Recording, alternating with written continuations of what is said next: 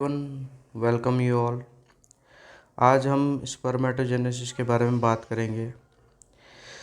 यह एक ऐसी प्रक्रिया है जिसमें जो है एक प्राथमिक जनन कोशिका से परिपक्व शुक्राणु का निर्माण होता है। मतलब प्राइमोर्डियल जर्म सेल से एक मैच्योर स्पर्म जो है इसमें बनता है। और ये जो मैच्योर स्पर्म है इसमें इतनी कैपेबिलिटी होती है कि ये एक ओव्यूम को फर्टिलाइज कर सकता है, जो जा कर के जो है एक जाइगोट में परिवर्तित हो जाते हैं और उस जाइगोट से फिर जो है एक एम्ब्रियो विकसित होता है। तो बेसिकली स्पर्मेटोजेनेसिस ये बेसिकली मेल में होने वाली प्रक्रिया है। ह्यूमन में हम बात करें तो मेल में जो है होती है ये, और ये टेस्टिस में होती है। टेस्टिस के अंदर बेसिकली ये प्रक्रिया होती है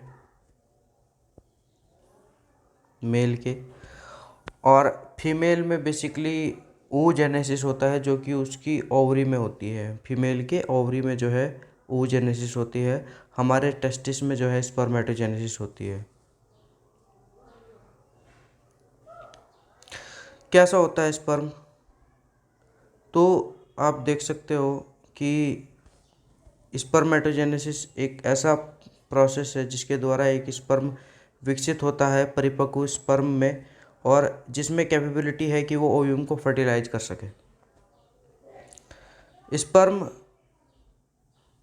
इस तरह का आपको दिखेगा। ये एक ऐसी कोशिका है जिसमें एक हेड होता है इसका, और एक मिडल पीस होता है। इसके हेड में इसका न्यूक्लियस होता है बेसिकली, और इसके मिडल पीस में माइटोकॉन्ड्रियल स्पायरल होते हैं। मतलब माइटोकॉन्ड्रिया होते हैं बहुत सारे, जो बेसिकली एनर्जी जनरेट करते हैं इसको मूवमेंट के लिए। और इसकी पूंछ होती है, टेल होती है, जो बेसिकली कॉन्ट्रैक्टाइल इसकी टेल होती है जो कि मूवमेंट के लिए मदद करती है। तो प्रतिदिन लगभग 300 मिलियन स्पर्म जो है स्पर्मेटोजेनेसिस को कंप्लीट कर लेते हैं, और मैच्योर स्पर्म बेसिकली बनते ही हैं। अब क्या कार्य है स्पर्म का? तो इसके पास न्यूक्लियस है, इसके पास न्यूक्लियस है। तो ये जो न्यूक्लियस है, न्यूक्लियस के अंदर बेसिकली क्या होता है? जीनोम होता है, डीएनए मटेरियल है।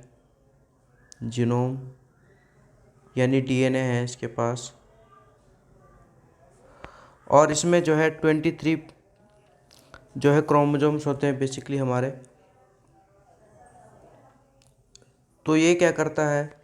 ये इस जेनेटिक इन्फॉर्मेशन को ओव्यूम तक लेकर के जाता है। क्या करता है? ये मूव करता है और जेनेटिक इन्फॉर्मेशन को एग अंडे तक लेकर के जाता है। ओव्यूम जिसको बोलते हैं बेसिकली, फीमेल ओव्यूम को फीमेल ओव्यूम के पास लेकर के जाता है। तो ये इसकी स्ट्रक्चर्स है कि इसमें जो है ये हेड हो गया, मिडल पीस है, और ये इसकी टेल है, फ्लैजिला की तरह वर्क करती है बेसिकली। और इसमें फ्लैजिला की तरह ही इंटरनल स्ट्रक्चर्स बेसिकली होती है जो मूवमेंट में मदद करती है। एनर्जी जनरेशन के लिए इसके पास यहाँ पर मिडल पीस में माइटोकॉन्ड्रियाज होते हैं बहुत सारे, और इसके आगे के सिरे को एक्रोजोम बोलते हैं बेसिकली, जो कि एक टोपी समान संरचना होती है। अब स्ट्रक्चर की बात करें तो 60 माइक्रोन मीटर लॉन्ग होता है ये, और यहाँ पर भी आप देख सकते हो कि एक टोपी समान संरचना, जैसे हम टोपी पहन लेते हैं सर के ऊपर, ऐसे ही इसने एक टोपी पहनी हुई है जिसको एक्रोजोम कहते हैं। इसके पास केंद्रक है जिसमें हमारा डीएनए मटेरियल है। गर्दन है इसके पास, गर्दन जो है आपस में सिर को और इसके मिडल पीस को जोड़े रखती है, और यहाँ पर मिडल पीस में माइटोकॉन्ड्रिया है।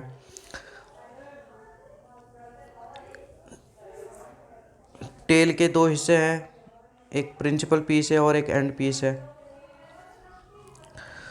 अब हेड की अगर बात करें तो लगभग 4 से 5 माइक्रोन मीटर लॉन्ग जो है इसका हेड है, जिसमें न्यूक्लियस होता है, और इसमें जो है 23 क्रोमोसोम्स होते हैं जो कि हैप्लॉइड नंबर है, एन नंबर होते हैं। आपको पता है कि ह्यूमन के अंदर जो है 23 पेयर्स यानी 46 क्रोमोसोम्स होते हैं हर सेल के अंदर। और ये एक ऐसी कोशिका है जो कि हैप्लॉइड कोशिका होती है, हैप्लॉइड सेल होती है। इसमें जो है आधे गुणसूत्र यानी 23 क्रोमोसोम्स बेसिकली पाए जाते हैं। Anterior 2/3 portion of nucleus is covered by acrosome. इसका जो आगे का 2/3 पार्ट है वो बेसिकली एक्रोजोम द्वारा घिरा होता है, जो मैंने बताया था आपको कि जैसे हम टोपी पहन लेते हैं ऐसे ही इसके ऊपर जो है एक टोपी होती है जिसको हम एक्रोजोम नाम से जानते हैं।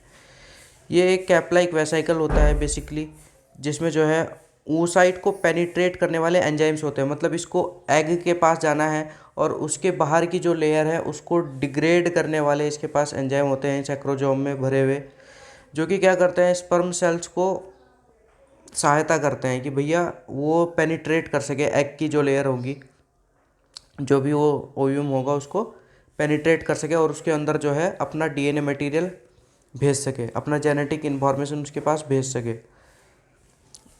तो आपको पता है कि जब किसी ओव्यूम का फर्टिलाइजेशन होने वाला होता है तो वो सेकेंडरी oocyte के रूप में होता है। तो इसमें जो मेन एंजाइम्स होते हैं वो होते हैं हाइलोरोनिटेज और प्रोटिएसेज,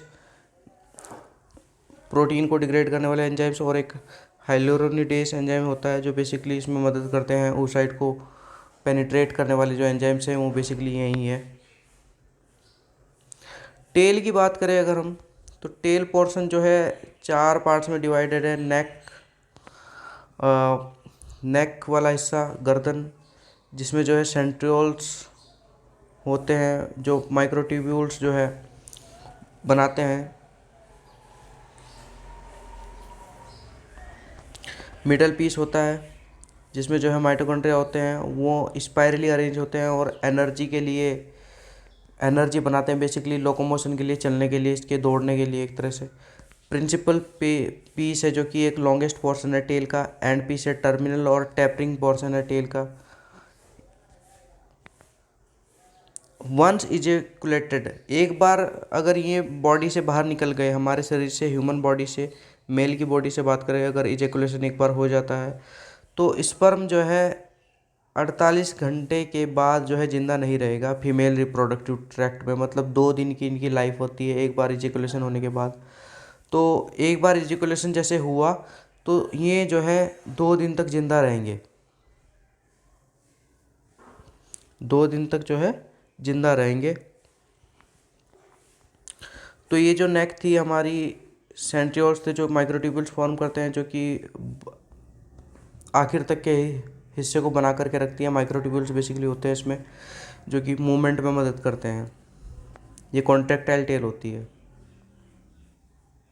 सेमिनिफेरस ट्यूब्यूल्स की बात कर लेते हैं। ये ऐसी ट्यूब्यूल्स होती हैं जो टेस्टिस में होती हैं हमारे, और इन्हीं टेस्टिस में जो है ये प्रक्रिया चलती है स्पर्मेटोजेनेसिस की। वहाँ पर जो है स्पर्मेटोजेनिक सेल्स होती हैं, primordial germ cells, sperm forming sales भी बोलते हैं इनको।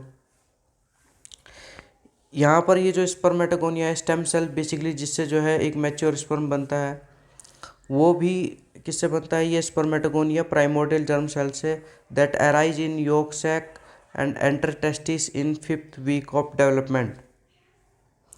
तो ये जो स्पर्मेटोगोनिया स्टेम सेल है ये प्राइमोर्डियल जर्म सेल से बनती है, जो कि योक सैक से अराइज होती है और टेस्टिस के अंदर जो है एंटर कर जाती है जब 5th डेवलपमेंट का 5वां हफ्ता जो है होता है। अब इससे जो है प्राइमरी स्पर्मेटोसाइट्स बनता है। स्पर्मेटोगोनिया प्राइमरी स्पर्मेटोसाइट्स को बनाएगी, उसके बाद प्राइमरी स्पर्मेटोसाइट से सेकेंडरी स्पर्मेटोसाइट्स बनेगा, उससे जो है स्पर्मेटिड्स बनेगा। और ये जो स्पर्मेटिड्स होगा ये बेसिकली अपरिपक्व स्पर्म होगा, और ये अपरिपक्व स्पर्म जो है जाएगा सर्टोली सेल्स के पास, जो टेस्टिस के अंदर ही होती हैं। ये सर्टोली सेल्स इनको न्यूट्रिशन देती है, इनका पालन पोषण करती है और इनको एक मैच्योर स्पर्म बनाती है। तब जा कर के ये एक स्पर्म सेल्स बनता है और ये ल्यूमन में रहता है बेसिकली। सर्टोली सेल्स की यहाँ पर बात होगी। सर्टोली सेल्स को सस्टेनाकुलर सेल्स भी कहते हैं या सपोर्ट सेल्स भी कहते हैं, क्योंकि ये बेसिकली इनको जो है न्यूट्रिशन देने का काम करती हैं। Tight junction form blood testis barrier. तो टाइट जंक्शन का निर्माण होता है ब्लड टेस्टिस बैरियर में। Prevents immune response against sperm cell surface antigen. जिससे जो है क्या प्रिवेंट होता है? इम्यून रिस्पॉन्स कहीं जो है स्पर्म सेल सरफेस जो एंटीजेंस होते हैं उनके अगेंस्ट रिस्पॉन्स ना हो, इम्यून रिस्पॉन्स ना हो, तो उसको रोकने के लिए जो है क्या होता है, टाइट जंक्शन जो है क्या निर्माण करते हैं, ब्लड टेस्टिस बैरियर जो है निर्माण करते हैं, ताकि कोई इम्यून रिस्पॉन्स ना हो सके। जो स्पर्म सेल सरफेस के एंटीजेंस होंगे उनके प्रति कोई इम्यून रिस्पॉन्स ना हो सके, इसकी प्रिवेंशन के लिए जो है टाइट जंक्शन का निर्माण होता है ब्लड टेस्टिस बैरियर में। ये जो है ब्लड टेस्टिस बैरियर फॉर्म करती है। टाइट जंक्शन बेसिकली क्या फॉर्म करती है, ब्लड टेस्टिस बैरियर। तो ये हम पढ़ेंगे इसको, इम्यून रिस्पॉन्स कैसे जो है एक एंटीजन के प्रति हो सकता है, वो हम इम्यूनोलॉजी में बात करेंगे। इसके बाद